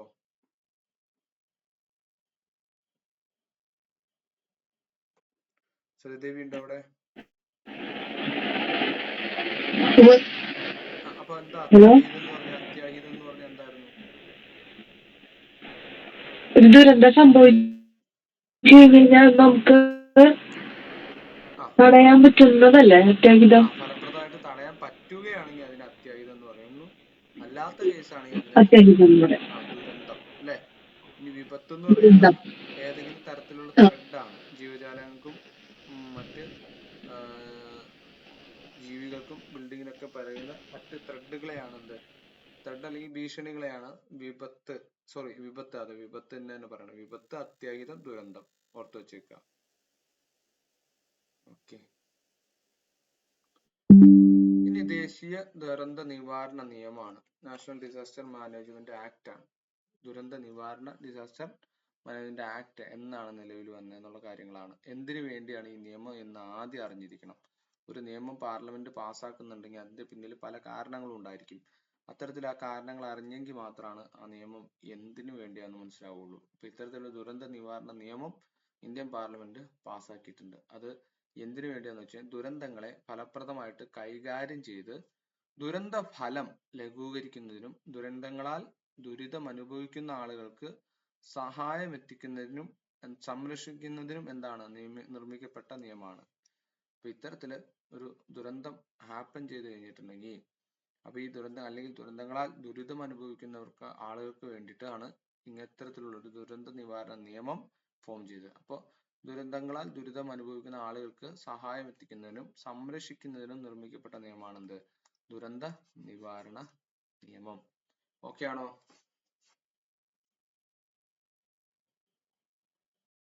ഓക്കെ ആണോ?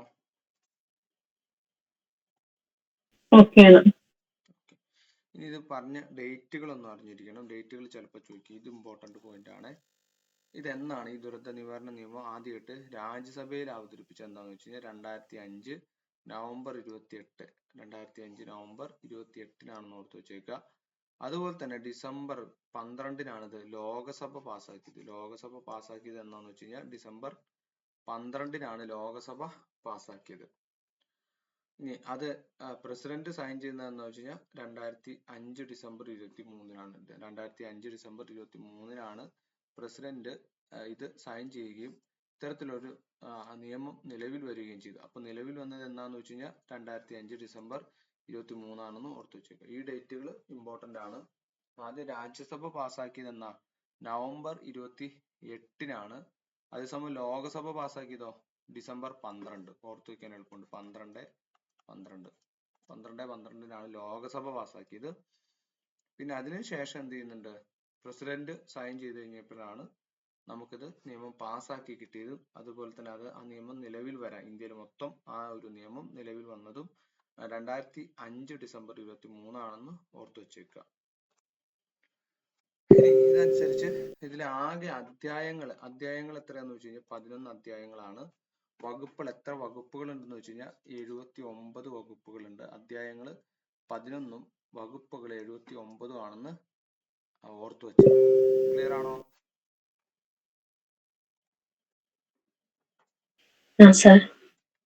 ഓക്കെ. ഇനി അടുത്തതാണെന്ത്, ഈ ഒരു നിയമം നിലവിൽ വന്നു. എന്നാ നിലവിൽ വന്നേ? 2005 ഡിസംബർ 23-നാണ് നിലവിൽ വന്നത്. ഓർത്തു വെച്ചേക്കുക. 2005 ഡിസംബർ 23. ഇനി ഈ നിയമപ്രകാരം നിലവിൽ വന്ന 3 തല ആയിട്ടാണ് ദുരന്ത നിവാരണത്തിന് നമ്മുടെ ഗവൺമെന്റുകൾ ഫോം ചെയ്തേക്കണം. അതിൽ ഒന്നാമത്തെ എന്താണ് അതോറിറ്റി ആണെന്ത്, national disaster management authority, state പിന്നെ ഡിസ്ട്രിക്ട് ഡിസാസ്റ്റർ മാനേജ്മെന്റ് അതോറിറ്റി എന്നിങ്ങനെ 3 അതോറിറ്റികളാണ് ഇതിനു വേണ്ടിയിട്ട് ഫോം ചെയ്തേക്കുന്നത്. ഓർത്തു വെച്ചേക്കാം. ക്ലിയർ ആണോ?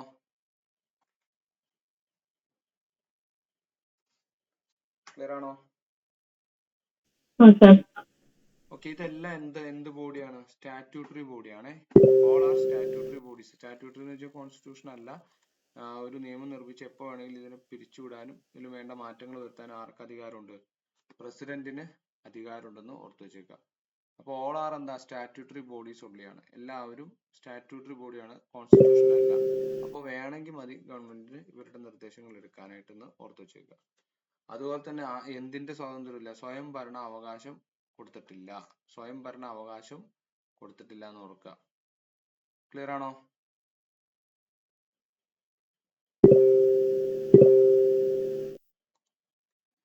ഇത് ക്ലിയർ ആണോ? ഡിസ്ട്രിക്ട് ആണോ? District disaster management 3 ഘട്ടമായിട്ടാണ്. നമ്മൾ പഞ്ചായത്ത് ത്രിതലം എന്ന് പറയില്ലേ? ഗ്രാമപഞ്ചായത്ത്, ജില്ലാ പഞ്ചായത്ത്, പിന്നെ സ്റ്റേറ്റ് അല്ലെ, താലൂക്ക്, അതൊക്കെയായിരുന്നു പഞ്ചായത്ത്, ഗ്രാമപഞ്ചായത്ത്, ബ്ലോക്ക് പഞ്ചായത്ത്, പിന്നെ ഡിസ്ട്രിക്ട് അല്ലെ. ആ രീതിയിൽ തന്നെ ഇത് നാഷണലില്, പിന്നെ സ്റ്റേറ്റിൽ ഓരോ ഡിസ്ട്രിക്റ്റില് അങ്ങനെയാണ് ഫോം ചെയ്തേക്കണേ. ഓക്കെ അല്ലേ? പിന്നെ അധ്യായങ്ങൾ എത്രയാണെന്ന് വെച്ചാൽ 11. വകുപ്പുകൾ വെച്ച് കഴിഞ്ഞാൽ 7, 9 ആണ്. അതൊന്ന് ഓർത്ത് വെച്ചേക്കുക കേട്ടല്ലോ. ഇനി ഇതിന്റെ രൂപീകരണത്തെ കുറിച്ചൊന്ന് പറയാം. രൂപീകരണത്തെ കുറിച്ച് പറഞ്ഞ് നമുക്കൊന്ന് സമയം ഉണ്ടെങ്കിൽ അടുത്തതിലേക്ക് പോവാം. ഓക്കെ. അപ്പൊ ഇതിന്റെ രൂപീകരണം എങ്ങനെയാന്ന് വെച്ച് കഴിഞ്ഞാൽ, മൊത്തം രൂപീകരിക്കണം എന്നുണ്ടെങ്കിൽ അതിൽ ആൾക്കാർ വേണം അല്ലെ. അതിന്റെ കാര്യങ്ങളൊക്കെ നോക്കി നടത്താനും എടുക്കാനൊക്കെ ആയിട്ട് ആൾക്കാർ വേണം. അപ്പോയിന്റ്മെന്റ് ചെയ്യുക, ആൾക്കാരെ അപ്പോയിന്റ്മെന്റ് ചെയ്യുക എന്നുള്ളതാണ് ആദ്യത്തെ ഘട്ടം. ഇതിൽ എത്ര പേരുണ്ടെന്ന് വെച്ച് കഴിഞ്ഞാൽ 1+9. 1+9 എന്ന് വെച്ചാൽ ഒരു ചെയർമാനും 9 അംഗങ്ങളും ആണെന്ന് ഓർത്തു വെച്ചേക്കുക. ദേശീയ നാഷണൽ ഡിസാസ്റ്റർ മാനേജ്മെന്റ് അതോറിറ്റി ആണ്. ആ അതോറിറ്റിയിലുള്ള അംഗങ്ങളുടെ എണ്ണമാണ് എന്ത്? 1+9. അതിൽ 1 എന്ന് പറയുന്ന ആള് എന്താണ്? ചെയർപേഴ്സൺ ആണ്. ശരിക്കും പ്രധാനമന്ത്രി എന്ന് പറയുന്നത് എന്താ? എക്സ് ചെയർപേഴ്സൺ ആണ്, എക്സ് ഒഫീഷ്യോ ആണ്. എക്സ് ഒഫീഷ്യോ മെമ്പർ ആണെന്ന് ഓർത്തു വെച്ചേക്കുക. മൊത്തം മെമ്പർമാരുടെ എണ്ണം ചോദിച്ചു കഴിഞ്ഞാൽ 10 പേരാണ്. ഒന്നും കൂടി അറിഞ്ഞിരിക്കുക. ക്ലിയർ ആണോ?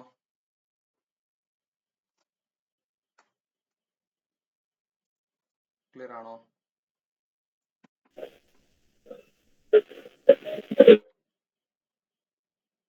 ഓക്കെ ആണല്ലോ അല്ലെ? കുഴപ്പമൊന്നുമില്ലല്ലോ? എന്തെങ്കിലും ഡിഫിക്കൽട്ടി ഉണ്ടോ? ഇല്ല.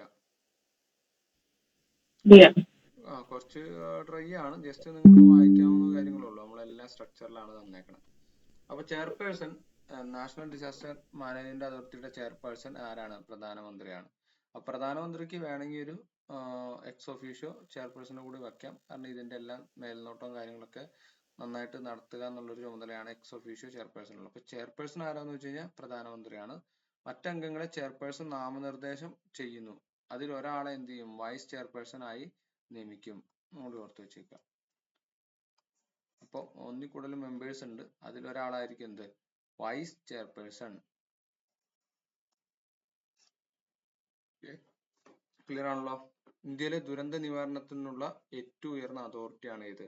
National disaster management authority. ഇന്ത്യയിലെ ഏതൊരു ഭാഗത്ത് എന്ത് ദുരന്തം ഉണ്ടായിക്കോട്ടെ അതിന്റെ നിവാരണം, അതിൽ നിന്ന് ആ പ്ലേസ് മോചിപ്പിക്കുക എന്നുള്ളൊരു ഉദ്ദേശത്തിലിരിക്കുന്ന ഏറ്റവും വലിയ ഉയർന്ന അതോറിറ്റിയാണ് എന്ത്? National disaster management authority.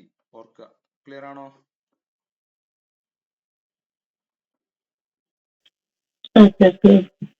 Okay. ഇനി ഇതെങ്ങനെ ഫോം ചെയ്യുന്ന വെച്ചാൽ ഒരു കേന്ദ്ര സർക്കാരിന്റെ ഒരു എക്സിക്യൂട്ടീവ് ഓർഡറിലൂടെ, ഞാൻ പറഞ്ഞു എക്സിക്യൂട്ടീവ് ഓർഡർ 3 ടൈപ്പ് കാര്യങ്ങളുണ്ട്, നമ്മൾ സ്ഥാപനങ്ങൾ പഠിച്ചു അല്ലെ? അതൊക്കെ ഇപ്പോഴാണ് നിങ്ങൾക്ക് അത് കത്തുള്ളൂ. ഒന്ന് കോൺസ്റ്റിറ്റ്യൂഷണൽ ബോഡി, ഒന്ന് നോൺ കോൺസ്റ്റിറ്റ്യൂഷണൽ ബോഡി, അതായത് സ്റ്റാറ്റ്യൂട്ടറി ഉണ്ട്, പിന്നെ നോൺ സ്റ്റാറ്റ്യൂട്ടറി ഉണ്ട്. അത്തരത്തിൽ നോൺ സ്റ്റാറ്റ്യൂട്ടറി ആയിട്ട് ഫോം ചെയ്തേക്കുന്ന കാര്യങ്ങളാണ് എന്ത്, ഈ പറഞ്ഞ പോലെ ഈ എക്സിക്യൂട്ടീവ് ഓർഡറിലൂടെ പ്രസിഡന്റിന്റെ എക്സിക്യൂട്ടീവ് ഓർഡറിലൂടെയാണ് അവർക്ക് പ്രവർത്തനാനുമതി കിട്ടുക. അപ്പൊ ഇത് കേന്ദ്ര സർക്കാരിന്റെ എക്സിക്യൂട്ടീവ് ഓർഡറിലൂടെയാണ് എന്ത്, ദേശീയ ദുരന്ത നിവാരണ അതോറിറ്റി സ്ഥാപിച്ചതെന്ന് ഓർക്കുക. കേന്ദ്ര സർക്കാരിന്റെ എക്സിക്യൂട്ടീവ് ഓർഡർ എന്ന് വെച്ചാൽ പ്രസിഡന്റ് ആണ് ഇത് ഇറക്കുക. പ്രസിഡന്റ് ആണ് ഈ എക്സിക്യൂട്ടീവ് ഓർഡർ ഇറക്കുക. അതനുസരിച്ച് ഇത് എപ്പോഴാണ് ഇദ്ദേഹത്തിന്റെ അല്ലെ ഈ എന്നാണ് സ്ഥാപിതമായെന്ന് വെച്ചാൽ, ഈ എക്സിക്യൂട്ടീവ് ഓർഡറിലൂടെ ഇദ്ദേഹത്തിന്റെ ഈ ഓർഡറിലൂടെ എന്നാണ് സ്ഥാപിതമായെന്ന് വെച്ചാൽ 2005 മെയ് 30-നാണ്. ഈ ഡേറ്റ് ഒന്ന് ഓർത്ത് വെച്ചേക്കുക. 2005 മെയ് 30. 2005 തന്നെ സ്ഥാപിതമായ മറ്റൊരു സ്ഥാപനം ഉണ്ടല്ലോ, ഏതാ? വിവരാവകാശ കമ്മീഷൻ. അതിന്റെ ഡേറ്റ് എന്നാ? 2005 ഡേറ്റ് എന്താ? ഒക്ടോബർ 12. ഓർത്ത് വെച്ചേക്കുക. അപ്പൊ ഇതുമായിട്ട് നിങ്ങൾക്ക് റിലേറ്റ് ചെയ്യാൻ പറ്റുന്ന ഒരു കാര്യം കൂടിയാണ് ദേശീയ ദുരന്ത നിവാരണ അതോറിറ്റി സ്ഥാപിതമായതെന്ന്. ഒരു ക്വസ്റ്റ്യൻ പ്യുവർ ആണ്, സിമ്പിൾ ആയിട്ട് ചോദിക്കുക. ഇതൊക്കെ ഇത്തരത്തിലുള്ള പോയിന്റുകളൊക്കെ നിങ്ങൾ ഓർത്ത് വെച്ചേക്കുക. എത്ര അംഗങ്ങൾ ഉണ്ടെന്ന് ഓർത്ത് വെച്ചേക്കുക. ആരാണ് ചെയർപേഴ്സൺ, പിന്നെ അതിൽ എക്സ് ഒഫീഷ്യോ ചെയർപേഴ്സൺ ഉണ്ട്. അദ്ദേഹമാണ് ഈ കാര്യങ്ങളൊക്കെ നോക്കി നടത്തുക. എന്തെങ്കിലും വലിയ തീരുമാനങ്ങളൊക്കെ എടുക്കേണ്ട ആവശ്യം വരികയാണെങ്കിലാണ് പ്രധാനമന്ത്രി ചെയർപേഴ്സണായിട്ട് കൂടിയാലോചിക്കേണ്ടത്. അല്ലാത്ത നോർമൽ ഒരു ദിവസങ്ങളിൽ നടക്കുന്ന ഇങ്ങനത്തെ ചെറിയ ചെറിയ കാര്യങ്ങൾക്കൊക്കെ ആയിട്ട് അദ്ദേഹം തന്നെ തീരുമാനിച്ചാൽ മതി. അപ്പോൾ ഓർക്കുക, ഇത് സ്ഥാപിതമായത് 2005 മെയ് 30-നാണ്. ഇതിന് സ്റ്റാറ്റ്യൂട്ടറി സ്റ്റാറ്റസ് ലഭിക്കുന്നത്, അതായത് സ്റ്റാറ്റ്യൂട്ടറി സ്റ്റാറ്റസ് എന്താണ്, അതായത് നിയമം മൂലം നിർമ്മിക്കപ്പെട്ട ഒരു സംഘടന അല്ലെങ്കിൽ ഓഫീസ് എന്നുള്ളൊരു സ്റ്റാറ്റസ് ഇതിന് ലഭിച്ചത് 2005 ഡിസംബർ 23-നാണെന്നും കൂടി ഓർത്ത് വെച്ചേക്കുക. 2005 ഡിസംബർ 23-നാണ് ഇതിന് സ്റ്റാറ്റ്യൂട്ടറി സ്റ്റാറ്റസ് കിട്ടി. ഇതിന്റെ ഹെഡ് ക്വാർട്ടേഴ്സ് എവിടെയാണ്? ന്യൂഡൽഹിയിലാണ്. ഇനി ഈ നാഷണൽ ഡിസാസ്റ്റർ മാനേജ്മെന്റ് അതോറിറ്റിയുടെ 5 പ്രധാന വിഭാഗങ്ങളുണ്ട് അല്ലെ? എല്ലാ കാര്യങ്ങളും നോക്കുന്നത് ഇവര് തന്നെയാണ്. പക്ഷെ അതിന്റെ സെപ്പറേറ്റ് കാറ്റഗറൈസേഷൻ ചെയ്തിട്ടുണ്ട്. അത് ഏതൊക്കെയാണ്? ഏതൊക്കെ കാര്യങ്ങൾക്കാണ് ഇവര് പ്രധാനമായിട്ടും മുൻതൂക്കം കൊടുക്കുന്നത് വെച്ചാൽ നയവും പദ്ധതികളും. അപ്പോൾ ഗവൺമെന്റിന്റെ ഡിസാസ്റ്റർ മാനേജ്മെന്റിന്റെ ഭാഗമായിട്ട് വരുന്ന നയങ്ങളും പദ്ധതികളും തയ്യാറാക്കുക. ഇതേപോലെ തന്നെ ഹാപ്പൻ ചെയ്തു കഴിഞ്ഞാൽ ഇത് അല്ലെങ്കിൽ ഹാപ്പൻ ചെയ്യുന്നതോട് മുന്നോടനുബന്ധിച്ച് ദുരന്തം കുറയ്ക്കുക എന്നുള്ള അല്ലെങ്കിൽ അതിന്റെ ആഘാതം കുറയ്ക്കുക എന്നുള്ള ഒരു അതോറിറ്റി കൂടി ആർക്കുണ്ട്? ഇവർക്കുണ്ട്. പിന്നെ അതുപോലെ തന്നെ പ്രവർത്തനങ്ങളും ആശയവിനിമയങ്ങളും, പരസ്പരം ഓരോ സ്റ്റേറ്റിൽ നടക്കുന്ന പ്രവർത്തനങ്ങളും ആശയവിനിമയങ്ങളും കൂടി ആലോചിക്കുക, വേണ്ട പരിഷ്കരണ നടപടികൾ സ്വീകരിക്കുക. അത് കഴിഞ്ഞിട്ട് വരുന്ന ഒരു സ്റ്റേജ് ആണ് ശേഷി വർദ്ധിപ്പിക്കൽ അല്ലെ? ഇപ്പൊ നിലവിലുള്ള ടീമിന്റെ നമ്പർ കൂട്ടുക, കുറച്ചുകൂടെ എഫിഷ്യന്റ് ആയിട്ട് കാര്യങ്ങൾ നടത്താനായിട്ട് എന്ത് ചെയ്യും? സഹായിക്കും. ഏറ്റവും അവസാനമാണ് ധനകാര്യം നോക്കണം അല്ലെ? അപ്പൊ ധനകാര്യം നോക്കിയാലാണ് എഫക്റ്റീവ് ആയിട്ട് ഇത് മുന്നിലേക്ക് കൊണ്ടുപോകാനും പറ്റുള്ളൂ. അപ്പൊ ഓർക്കുക, ഇത് സ്ഥാപിതമായിട്ടുള്ള ഡേറ്റ് എന്ന് പറയുമ്പോൾ 2005 എന്നാണ്? മെയ് 30 അല്ലെ സ്റ്റാറ്റ്യൂട്ടറി സ്റ്റാറ്റസ് കിട്ടിയത്. അത് ഇമ്പോർട്ടന്റ് ആണ്. രണ്ടും ചിലപ്പോൾ മാറി മാറി ചോദിക്കാം. സ്റ്റാറ്റ്യൂട്ടറി സ്റ്റാറ്റസ് കിട്ടിയതാണ് ഡിസംബർ 23-ന്. ഫോം ചെയ്തത് 2005 മെയ് 30-നാണെന്നും കൂടി ഓർത്ത് വെച്ചേക്കുക. ക്ലിയർ ആണോ?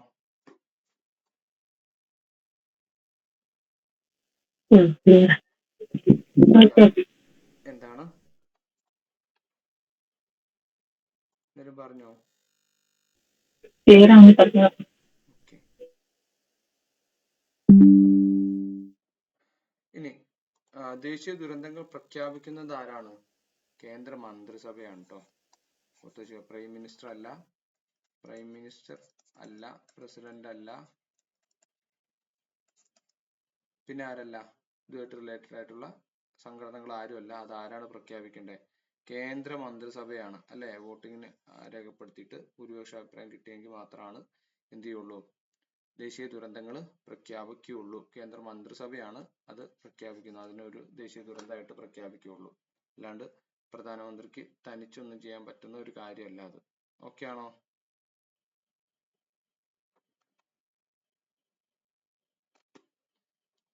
ഓക്കെ അല്ലേ? Okay sir. എല്ലാവർക്കും ഉറക്കം വരുന്നുണ്ടോ? നമ്പറൊക്കെ കുറെ പേര് ഇടുന്നുണ്ട് അല്ലേ? ഓക്കെ, എന്തായാലും നമ്മൾ ഒരു കാര്യം ശ്രദ്ധിക്കുക. പിന്നെ ഞാൻ പറയാണ്, ഇനി അപ്ലൈ ചെയ്യാനൊന്നും സമയമില്ല എന്ന് തോന്നുന്നുണ്ട്. അപ്പൊ അപ്ലൈ ചെയ്തിരിക്കണവര് പ്രത്യേകിച്ച് നമുക്ക് ഇത് പഠിച്ചെടുത്തേ പറ്റുള്ളൂ. അപ്പൊ ഇനി ഒരു കാര്യം ഞാൻ ആലോചിക്കുന്നുണ്ട്, നമ്മുടെ ടെലഗ്രാമിൽ ഈ ടോപ്പിക്, ഈ സെയിം ടോപ്പിക് ഓരോരുത്തർക്കായിട്ട് നിങ്ങളിൽ ഓരോരുത്തരെ കൊണ്ട് എടുപ്പിക്കാനായിട്ടൊരു ശ്രമം ഞാൻ നോക്കുന്നുണ്ട്. അടുത്ത ഒരു ക്ലാസ്സുകളിൽ ഞാനെടുക്കും, പിന്നെ റൊട്ടേഷൻ ആയിട്ട് കുറച്ച് പേര്. കാരണം അപ്പൊ അങ്ങനെ ആവുമ്പോൾ എഫക്റ്റീവ് ആയിട്ട് നമുക്കത് കുറച്ചുകൂടെ ഗുണം ചെയ്യും. നിങ്ങൾ പ്രിപ്പയർ ചെയ്യും, നിങ്ങൾ നോട്ട് എടുക്കുമ്പോൾ കുറച്ചുകൂടെ നമുക്കത് എഫക്റ്റീവ് ആയിട്ട് ക്ലാസ് എടുക്കും. ഒരു അരമണിക്കൂർ ക്ലാസ്, അരമണിക്കൂർ മതി. 10:30 അല്ലെങ്കിൽ ഒരു 10 മണിക്കോ. ഇപ്പൊ 9 to 10 കഴിയുകയാണെങ്കിൽ ഒരു 10:15 തൊട്ടിട്ട് 10:45 വരെ ഒക്കെ നമുക്ക് മാക്സിമം ഇതിലേതെങ്കിലും ഒരു ടോപ്പിക്, ഒരാൾക്ക് ഒരു ടോപ്പിക് തരും, അതിനെ കുറച്ച് പോയിന്റുകൾ ഒന്ന് ഡിസ്കസ് ചെയ്യാം. അപ്പൊ ആ രീതിയിൽ നമുക്കത് ക്ലാസ്സുകൾ കൊണ്ടുപോവുകയും ചെയ്യാം. ഓക്കെ, അപ്പൊ രൂപീകരണം നമ്മൾ പറഞ്ഞു അല്ലെ. 2005 മെയ് 30-നാണ്. പിന്നെ 2005 ഡിസംബർ 23-നാണ് അതിന് സ്റ്റാറ്റ്യൂട്ടറി സ്റ്റാറ്റസ് കിട്ടുന്നത്. ഇനി ദേശീയ ദുരന്ത നിവാരണ കാര്യനിർവഹണ സമിതി അതെന്താന്ന് കൂടി പറയാം. അപ്പൊ നമ്മൾ ഇങ്ങനെ എന്താണ് സ്ട്രക്ചർ ഒക്കെ ഫോം ചെയ്തു, ഇതിന്റെ നിയമം രൂപീകരിച്ചു, ഇതിന്റെ എന്താണ് ചെയർപേഴ്സൺ ആരാണ്, എത്ര അംഗങ്ങളുണ്ട്, ഇതിന് സ്റ്റാറ്റ്യൂട്ടറി പദവി കൊടുത്തു. ഇങ്ങനെയൊക്കെ ആണെങ്കിലും ഒരു ദുരന്തം വരുമ്പോ അതിന് കളത്തിലിറങ്ങി പ്രവർത്തിക്കുക എന്ന് പറയും അല്ലെ.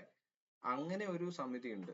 അതാണ് എന്ത്, ദേശീയ ദുരന്ത നിവാരണ കാര്യനിർവഹണ സമിതി. അപ്പൊ കളത്തിലിറങ്ങി പ്രവർത്തിക്കുന്നവരാണ് ഈ കാര്യനിർവഹണ സമിതിയിലുള്ള ആൾക്കാരാണ്. അപ്പൊ ദേശീയ ദുരന്ത നിവാരണ അതോറിറ്റിയുടെ കീഴിലുള്ള പ്രവർത്തനങ്ങളുടെ നിർവഹണത്തിൽ സഹായിക്കുക എന്നതാണ് എന്ത്, ഈ കാര്യനിർവഹണ സമിതിയുടെ പ്രധാന ചുമതല. ദേശീയ ദുരന്ത നിവാരണ അതോറിറ്റിയുടെ കീഴിലുള്ള പ്രവർത്തനങ്ങളുടെ നിർവഹണത്തിൽ സഹായിക്കുക അല്ലെങ്കിൽ അതിനെ എക്സിക്യൂട്ട് ചെയ്യുക എന്നുള്ളൊരു ചുമതലയാണ് ഈ ദേശീയ ദുരന്ത നിവാരണ കാര്യനിർവഹണ സമിതിയുടെ പ്രധാന റെസ്പോൺസിബിലിറ്റി. അപ്പൊ ഇതിന്റെ ചെയർപേഴ്സൺ എന്ന് പറയുന്നത് ആരാണ്? ദുരന്ത നിവാരണത്തിന്റെ ഭരണപരമായ നിയന്ത്രണമുള്ള കേന്ദ്ര സർക്കാരിന്റെയോ അല്ലെങ്കിൽ ഏതെങ്കിലും മന്ത്രാലയത്തിന്റെയോ വകുപ്പിന്റെയോ ചുമതലയുള്ള ഇന്ത്യ ഗവൺമെന്റിന്റെ ഒരു സെക്രട്ടറി ആയിരിക്കും ഈ ദേശീയ ദുരന്ത നിവാരണ കാര്യനിർവഹണ സമിതിയുടെ ചെയർപേഴ്സൺ. ഇപ്പോഴത്തെ ആരാന്ന് വെച്ച് കഴിഞ്ഞാൽ അജയ് ഭല്ലയാണ്. ഇത് പേടിക്കണ്ട, ഇപ്പോഴും ഞാൻ ചെക്ക് ചെയ്താണ്, അജയ് ഭല്ല തന്നെയാണ് പേര്, ഓർത്ത് വെച്ചേക്കുക. ദേശീയ ദുരന്ത നിവാരണ കാര്യനിർവഹണ സമിതിയുടെ ചെയർപേഴ്സൺ ആരാന്ന് വെച്ച് കഴിഞ്ഞാൽ അജയ് ഭല്ലയാണ്. അജയ് ഭല്ലയാണ്. എന്തിനു വേണ്ടിയാന്ന് വെച്ച് കഴിഞ്ഞാൽ എന്താണ്, ദുരന്ത നിവാരണ അതോറിറ്റിയുടെ കീഴിലുള്ള എല്ലാ പ്രവർത്തനങ്ങളെയും കോർഡിനേറ്റ് ചെയ്യുക എന്നുള്ളതാണ് പ്രധാന ചുമതല. അതിന്റെ ചെയർപേഴ്സൺ ആരാന്ന് വെച്ച് കഴിഞ്ഞാൽ അജയ് ഭല്ലയാണ്. ഓക്കെ ആണോ?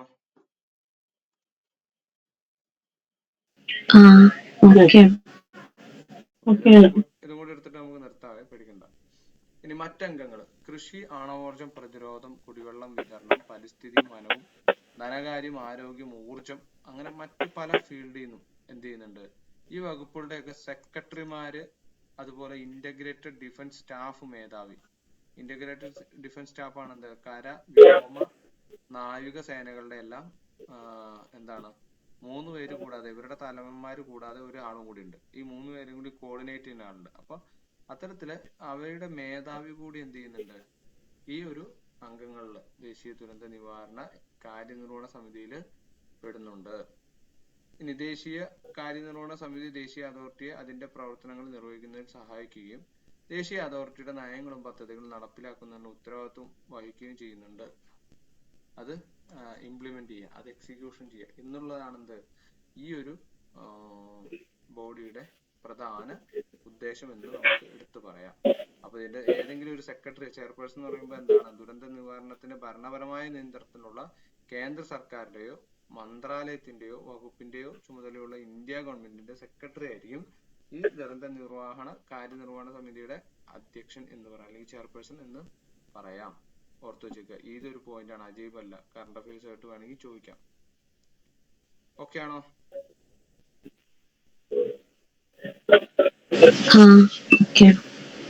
ഇത് ഇത്ര മതി. കാരണം കുറെ എടുത്തു പോയിട്ട് ഇനി ഇതൊന്ന് നിങ്ങൾ വായിക്കാൻ ഞാൻ നോട്ട് ഇട്ടേക്കാം.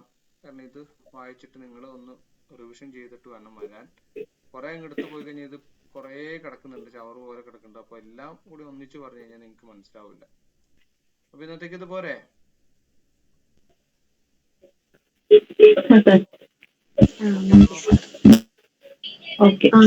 ഇന്നത്തോണ്ട് നമ്മൾ തീർക്കൂട്ടോ. അടുത്ത ആഴ്ചത്തേക്ക് എല്ലാം തീർക്കും. ഇനി നമ്മൾ ബുധനാഴ്ച തൊട്ട് വീണ്ടും കമ്പൈൻഡ് ടെലഗ്രാമിൽ വെക്കാം. കുറച്ചുകൂടി നന്നായിട്ട് തന്നെ നമുക്ക് വർക്ക് ചെയ്യണം. ഇത്തവണ തന്നെ കയറണം. കേട്ടല്ലോ? ഓക്കെ. അപ്പൊ എല്ലാവർക്കും ഗുഡ് നൈറ്റ്.